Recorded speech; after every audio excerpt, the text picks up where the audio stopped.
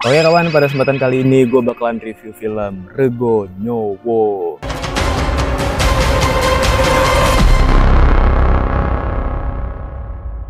Oke, pertama-tama first impression dulu, dan gue pengen disclaimer dikit kalau misalnya sorry backgroundnya tidak sedikit proper, soalnya gue lagi mancing sebenarnya. Tapi gue pengen nge-review filmnya juga karena gue habis nonton kemarin. Ya, kenapa gue nggak review gitu. Dan tentunya spoiler alert buat kalian, kalau misalnya langsung pengen rekomendasi dari gue apakah film ini layak untuk ditonton ataupun tidak. Kalau misalnya memang bener-bener nggak ada hiburan lain selain Rego Nyowo, misal kalian udah libas abis semua film yang ada di bioskop gitu kan, terus sisanya film horor Indonesia gitu kan di antara film yang lain, ya Rego Nyowo ini lumayan lah, 50-50 buat kalian yang emang mungkin kelebihan duit, kelebihan waktu gitu, silahkan aja kalian tonton. Tapi kalau misalnya kalian yang pilih-pilih tontonan, gue rasa kayaknya mending Rego Nyowo ini di skip aja, nunggulah film ini tuh keluar di platform streaming aja gitu kan, karena bener-bener gue bisa bilang kalau misalnya gak worth it buat kalian tonton filmnya di bioskop. Dan lagi-lagi di sini gue bakalan review sejujur-jujurnya, sebagaimana gue sendiri kan adalah penikmat film ya. Dan lagi-lagi film itu kan perkara subjektif, jadi terserah misalnya kalian bisa suka sama film ini atau mungkin kalian bisa aja nggak suka sama film ini gitu. Dan ya gue minta maaf kalau misalnya ntar ada suara-suara bising, soalnya ya ini tempatnya sungai cuy, sungai deket sawah, terus banyak orang di sini. Gue sebenarnya kagak ada niatan buat nonton film Rego Nyowo ini, kecuali kalau misalnya gue nonton ini gratis ya. Jadi gue nonton ini gratis dan gue dibayarin sama temen gue, dan juga lagi ada promo sebenarnya buy one get one film Rego Nyowo ini ya. Jadi lumayan lah, kenapa tidak gitu kan. Gue juga waktu itu kan lagi boring-boringnya di rumah, gue ngerasa kayak belum ada bahan tontonan lain di bioskop yang buat gua tonton. Gue sebenarnya nungguin filmnya Ghost Train, cuman gue nggak tahu kenapa film Ghost Train tuh nggak muncul di bioskop Malang, daerah Malang. Mungkin kalau misalnya kalian ada informasi terkait hal tersebut, kalian bisa lah komen-komen di bawah gitu ya. Selain itu juga gue tuh kangen sama bioskop CGV yang ada di Malang, karena jujur-jujuran aja ya, gue nggak tahu kenapa secara kualitas bioskop XX1 yang ada di Malang itu justru di bawahnya bioskop CGV yang ada di Malang. Jadi gue tuh lebih seneng kalau misalnya bisa nonton di CGV daripada di XX1. Ya untuk first impressionnya itu adalah aja lah ya. Lanjut kita ke bagian visualnya sekarang. Oke, untuk dari segi visual seperti horor pada umumnya ya dibuat semencekam mungkin. Cuman di sini perbedaannya adalah dari segi visual dia tuh lebih kelihatan lebih kelihatan terang. Jadi nggak seperti kebanyakan film horor lainnya. Sebenarnya gini nih, film horor di Indonesia itu sebenarnya secara visual, secara sinematografi itu ada template-nya. Jadi lu ngelihat film horor Indonesia, lihat film horor Malaysia itu udah ada ciri khas atau perbedaannya tersendiri gitu. Walaupun memang ada kemiripan, tapi kalian bakal ngerasain perbedaannya kalau misal kalian memang sering banget nonton film-film horor gitu. Yang gua salut di sini tuh dari sinematografinya adalah visualnya itu gak gelap, gak kayak kebanyakan film horor Indonesia sebelumnya. Film horor yang kali ini tuh masih bisa kelihatan jelas. Nah, tapi apakah ini menjadi poin plus atau menjadi poin minus? Di satu sisi gue menemukan poin plusnya. Poin plusnya itu adalah kita bisa melihat objeknya, kita bisa melihat properti-propertinya, set-set syutingnya, set yang dimana ntar visualnya menampilkan adegan ini, terus ntar ada propertinya di bagian situ, itu jadi kelihatan jelas. Jadi sinematografinya tuh kelihatan cantik di situ, kelihatannya kayak indah banget. Setidaknya itu nilai positifnya. Nilai negatifnya adalah lu nggak bisa takut ngelihat hantunya itu. Bahkan di scene-scene terakhirnya yang menurut gue itu adalah bagian klimaksnya yang harusnya mencekam, bagian endingnya harusnya dibuat segreget mungkin, semenyeramkan mungkin, itu jadi nggak serem coy. Ada bagian nanti dimana kalian bakal ngelihat sebegitu banyaknya pocong itu, dan aneh banget gue rasanya. Dan ntar juga bagian ini bakalan gue bahas di bagian plotnya, ntar abis visual gue bahas audio, terus gue bakal bahas plotnya juga. Oke, itu bagian minusnya. Positifnya itu dari sinematografi jadinya kelihatan cantik. Dari bagian negatifnya, hantu-hantunya tuh nggak kelihatan serem-serem semua. Oke, itu dia. Terus yang kedua dari bagian visual yaitu adalah bagian editingnya. Gue nggak tahu kenapa ya, kebanyakan film horor Indonesia itu maksain banget ada scene yang menggunakan namanya itu CGI. Buat kalian yang nggak tahu CGI itu apa, CGI itu intinya ya animasi lah, animasi dari komputer gitu. Kan sebenarnya bisa aja adegan CGI-nya itu diganti menjadi practical effect. Gue lebih salut film yang menggunakan practical effect, tapi practical effect-nya itu dari segi artikulasi atau mungkin dari segi make-up-nya masih kelihatan banget kalau misalnya itu palsu gitu. Gue lebih salut nonton film Pabrik Gula yang dimana hantunya walaupun itu gelap ya, tapi dia niat ngebuat kostumnya. Beda sama film ini, pocongnya itu bagian lidahnya itu kelihatan banget CGI-nya, kelihatan banget palsunya. Mata kita ini kan nggak bisa bohong ya, kita bisa ngelihat visual yang asli mana visual yang palsu gitu. Jadi kalau misalnya emang belum bisa ngedapetin visual yang diinginkan, kan bisa pakai alternatif lain gitu. Ini tuh kelihatan banget Kelihatan banget kalau misalnya mungkin film ini antara kejar tayang atau mungkin ngehemat budget, makanya pakai CGI ala kadarnya gitu. Ya mirip-mirip sama CGI-nya Indosiar, tapi ini lebih dipoles aja lah dari segi pencahayaannya. Dari segi artikulasinya juga jelek parah bagian CGI-nya itu. Gue lebih salah kalau misalnya lidahnya mungkin, gue nggak tahu ya, mungkin dipakein practical effect gitu, dipakein kayak misal balon, terus balonnya antar dikasih kayak kulit gitu kan, terus digerakin manual misal atau pakai tangan, kan bisa-bisa aja sebenarnya. Itu justru gue lebih salut kalau misalnya film horor itu pakai practical effect ketimbang maksain CGI, tapi CGI-nya tuh nggak bisa dipoles. Jadi kelihatan banget itu CGI malah cringe, garing kriukers coy. Terus masih di bagian visual, yang bagian gue pengen puji lagi itu adalah bagian propertinya, di bagian setnya, set lokasinya, set syutingnya itu niat banget. Walaupun gue nggak tahu ya, itu beneran syuting di daerah Malang atau enggak, karena gue nggak tahu kalau misalnya daerah Malang itu ada tempat yang seperti itu gitu. Itu kan lokasi kejadian film ini di Malang, dan gue tinggal di Malang, lebih tepatnya lebih sering di daerah Kepanjen tuh udah 3 tahun. Cuman gue ngelihat daerah itu tuh bukan kayak daerah Malang rasanya. Gue nggak tahu, gue tidak merasakan adanya atmosfer Malang di situ, kecuali ya bagian bundarannya doang gitu kan. Tapi untuk bagian kosnya, terus bagian kebun pisangnya, terus di bagian endingnya, propertinya itu bener-bener disiapin lah, nggak cuman ala kadarnya. Terus juga ntar ada bagian flashback yang dimana ibu kos sama bapak kosnya itu dimana dia baru mulai nyembah iblisnya itu. Nah itu gue salut juga di bagian situnya. Mereka bener-bener niat bikin set properti di dalam hutan. Itu gue rasa itu bener-bener susah banget. Kalau misalnya memang bisa ngebuat set sejadi itu dengan perpaduan sinematografi rasio yang bagus banget, itu bener-bener gue salut banget gitu. Oke, kayaknya cukup bagian visualnya di situ aja. Selanjutnya gue pengen ngebahas dari segi audionya. Dari segi audio sebenarnya gue pengen skip aja. Nggak ada yang bener-bener ngebantu banget. Audio dalam film ini ya standar-standar aja. Gue nggak bisa bilang audio dalam film ini tuh jelek, enggak.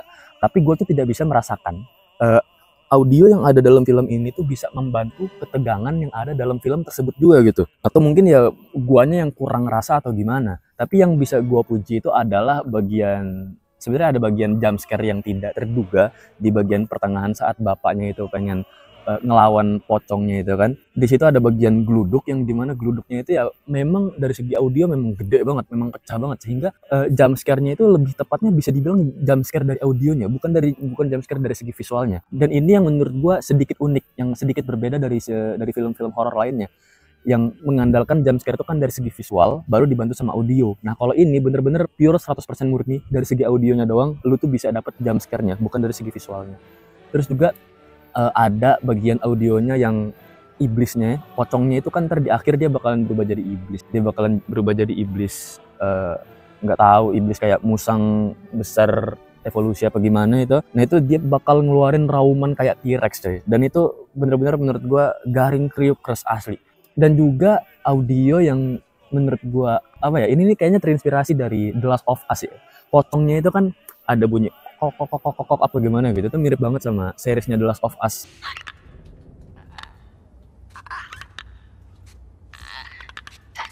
Zombie-zombinya kelutuk-kelutuknya itu kalau nggak salah. Itu aja sih yang pengen gue bahas dari segi audionya, sisanya ya udahlah biasa aja. Terus juga terakhir gue pengen bahas dari segi plotnya. Gue sekali lagi ingetin kalau misalnya spoiler alert buat kalian yang emang belum nonton, karena gue bakal ngebahas dari segi plotnya ini. Bener-bener gue bakal ngasih tahu kalian plotnya ini seperti apa.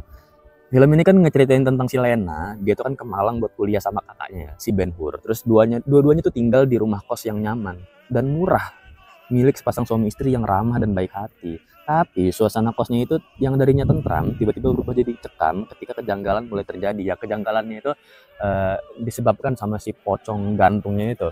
Gue sendiri nggak tahu asal-muasal pocong gantungnya itu gimana, gue nggak tahu legenda pocong gantung itu gimana. Tapi gue rasa kayak aneh aja ya. Seandainya gue ketemu sama pocong gantung sama temen-temen gue, yang ada itu gue pentung pocong gantungnya. Mudah-mudahan keluar permen kan dari pocong gantungnya itu. Pocong gantungnya itu lebih mirip kayak Pinata coy. Apalagi pas adegan pocong gantungnya itu muncul di kebun pisang. Gue ngerasa kayak ayo tinggal gebuk aja gila pocong gantungnya itu kan. Siapa tahu bisa keluar permen gitu. Secara desainnya juga pocong gantungnya gue tidak merasakan ada keseraman di situ. Pocong itu kan identik sama tanah ya. Cuman kalau misalnya yang namanya pocong gantung, kenapa nggak dibuat bersih aja gitu? Ya ini hanya sekedar permainan logika dari gue aja sebagai penonton. Gue ngerasa aneh sama desain pocongnya. Udah mah pocongnya gantung tapi banyak tanahnya gitu. Gue heran, nggak tahu gimana ceritanya kayak gitu. Dan anehnya gue nggak tahu. Makanya nih gue disclaimer sekali lagi ya. Gue ngasih tahu kalian, gue nggak tahu sejarah asal-usul pocong gantung ini gimana, dan di akhir tiba pocong gantung ini berubah jadi iblis. Berubah jadi iblis yang dimana itu kayaknya pakai kostum, yang dimana pakai CGI api mungkin ya. Gua nggak di situ, gue nggak bisa membedakan lagi mana CGI mana praktikal lagi, soalnya memang mata gue tuh udah sakit dengan visual yang gabungan CGI-nya tuh memang nggak dipoles parah, apa ala kadarnya aja. Nah itu di akhir pocongnya berubah jadi iblis, dan ibu kosnya juga kan bilang ya sebenarnya pocong gantung itu adalah iblis ya. Jadi kan ibunya sama ibu kos sama bapak kosnya itu dia minta bantuan sama iblis gara-gara Tuhannya dia yang awalnya dia Islam gitu kan, dia nggak punya kayak nggak dibantu lah sama Tuhannya sendiri, malah dikasih banyak cobaan, akhirnya dia berpaling ke iblis, dan iblisnya tiba-tiba berubah jadi pocong gantung. Itu yang menurut gua itu bukan plot twist, itu bukan plot device, bukan plot hole juga, tapi adalah plot yang memang kayaknya dibuat-buat aja, kayak seakan-akan oke, ntar di akhir kita munculin ini aja nih biar ntar penonton pada ketakutan ini segala macam.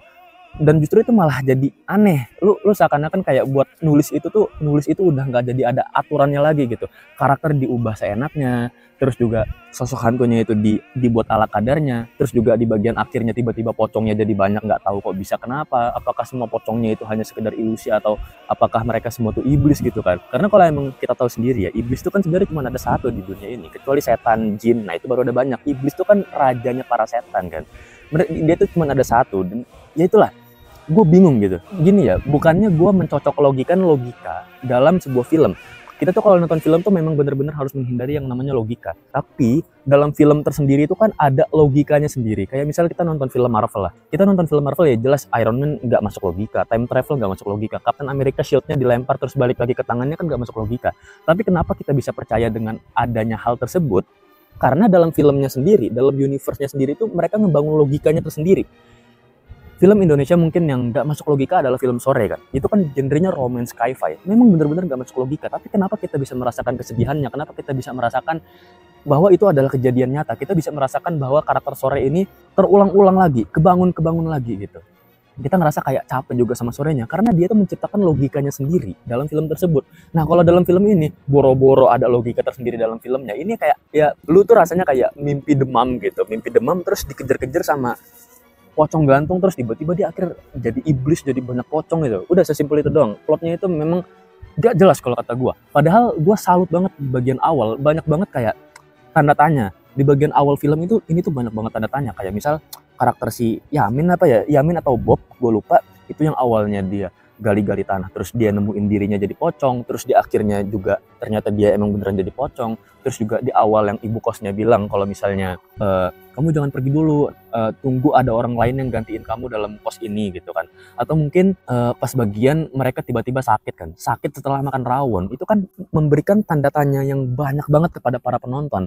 Tapi di akhir dibuat udah ibu kosnya itu ngomong apa adanya aja, kayak awal yang bener-bener dibangun sepenasaran mungkin, gua sampai tertarik loh buat nontonnya. Tapi dari bagian tengah sampai akhirnya udah ini bener-bener kayak mimpi demam doang. Lu udahlah, gua bingung lagi mau ngomong gimana ya.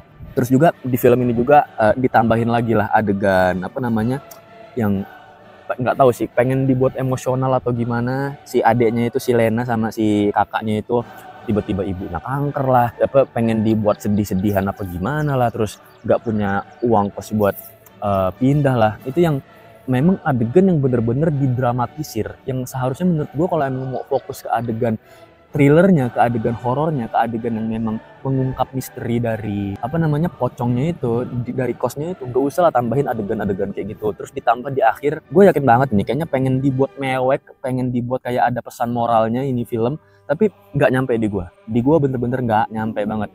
Udah itu bener-bener kayak garing kriukers. Kenapa nggak bisa fokus ke plot utamanya aja?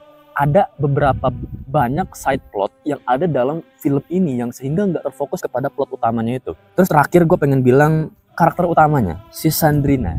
Ini surat terbuka untuk si Sandrina ya. Gue nggak ngejek lu, gue akuin gue juga nggak bisa acting kok, santai aja. Tapi gue bilang kalau misalnya acting Sandrina dalam film ini dari awal, dari dia keluar dari kereta itu, dari stasiun sampai di akhir di rumah sakit, gue bener-bener kagak bisa relate sama karakternya. Actingnya kaku banget, dia itu jaim banget. Kalau misalnya kalian nonton film Marvel Ant-Man and the Wasp Quantumania, dia itu seakan-akan kayak Casey Lang. bener-bener nggak niat acting banget, kaku banget, jaim banget. Udah mah kelihatan banget. Lu sesimpel ngeliat kayak dari make upnya dia, lu bayangin kayak dikejar-kejar sama hantu. Keadaannya lagi dramatis banget, keadaannya lagi tegang banget, bisa-bisanya make up yang cantik gitu kan. Kelihatan banget kalau misalnya ini aktor pengen dipakai buat jaim doang. Gue ngerasa ya kayak aktor ini dimunculkan dalam film ini ya biar para fansnya itu nonton film ini gitu. Jadi film ini tuh dibuat dengan jualan gimmick dari para aktornya itu. Sebenarnya nggak cuma si Sandrina doang ya, banyak banget aktor-aktor Indonesia terkenal dalam film ini yang dimunculin dalam film ini, dan aktingnya mereka tuh pada jomplang semua. Terus juga gue pengen ngebahas perkara dialog karakter yang ada di awal film, yaitu si Bob sama si Yamin. Mereka tuh kan ngomong pakai bahasa Jawa ya. Ini yang kedua kalinya gue nonton film horor mereka pakai bahasa Jawa, tapi bahasa Jawanya kaku. Gue tinggal di Malang, ngedengar orang-orang ngomong pakai bahasa Jawa tuh beda banget sama orang Jakarta ngomong pakai bahasa Jawa, orang Lampung ngomong bahasa Jawa tuh beda banget. Kayaknya kalau emang pengen buat film horor menggunakan bahasa Jawa, cobalah cari aktor yang bener-bener dari Jawa Timur gitu. Kalau minimal Jawa Tengah lah, dari Jogja kayak dari mana, kayak yang memang bener-bener logatnya itu Jawa banget, aksennya itu Jawa banget. Ini gue ngedenger dialognya aja garing, priuk, keras parah coy. Dan momen yang bener-bener gue salut dalam film ini tuh cuman ada dua. Yang pertama dari bagian bapaknya mulai sadar kalau misalnya anaknya itu harus bener-bener diobatin pakai cara yang benar. Itu yang pertama. Pas nyampe dia bener-bener berantem sama pocongnya itu, walaupun ya dia harus mati di pocongnya itu gitu kan, kayak nggak ada perlawanan sama sekali. Itu yang pertama. Yang kedua adalah bagian plot dari awalnya, yang di awalnya itu si Bob apa si Yamin, gue lupa lagi kan namanya, dia di awal nemuin dirinya jadi pocong gitu, dia gali-gali tanah, terus di akhir ternyata dia memang beneran jadi pocong, terus akhirnya dia bener-bener dimakan sama pocongnya itu ya. Itu yang gue salut keduanya. Dan sisanya udah, gue bener-bener nggak ngerekomendasiin buat kalian nonton film ini kalau misalnya kalian memang kayak uang pas-pasan, nggak ada waktu ini segala macem gitu. Bukannya masalahnya kan duit 50.000 kan lumayan ya buat nonton film. Belum kalau misalnya filmnya lama harus beli popcornnya. Terus waktu yang dihabiskan untuk menonton film itu kan ya sejam 2 jam, itu kan tetap aja waktu kan. Kita masih bisa nonton film-film lain yang mungkin ada di Netflix, yang ada di platform streaming lain, Disney Plus kayak atau mungkin nonton film bioskop lain, atau mungkin simpen buat nanti Demon Slayer, atau mungkin buat film yang di Lawrence berikutnya kan bisa-bisa aja ya. Ini bukannya gua ngejudge, bukannya gua nggak nyaranin sih sebenarnya, bukannya gua ngejek film ini secara keseluruhan, enggak, tapi ya gua penilaian subjektif gua terhadap film ini ya gua rasa kayaknya ini nggak rekomendasi gitu lah buat nonton film ini. Dan ya kalau misalnya kalian ada opini lain atau balaslah argumentasi gue ini dengan argumentasi kalian, nggak apa-apa. Gue kagak ada ngejek sama sekali mengenai film ini, enggak. Gue hanya menyampaikan apa kesan dan pesan gue sebagai reviewer film. Gak apa-apa, koreksi gue kalau misalnya gue ada salah kata di kolom komentar. Dan langsung saja terima kasih dan sampai jumpa. Bye-bye.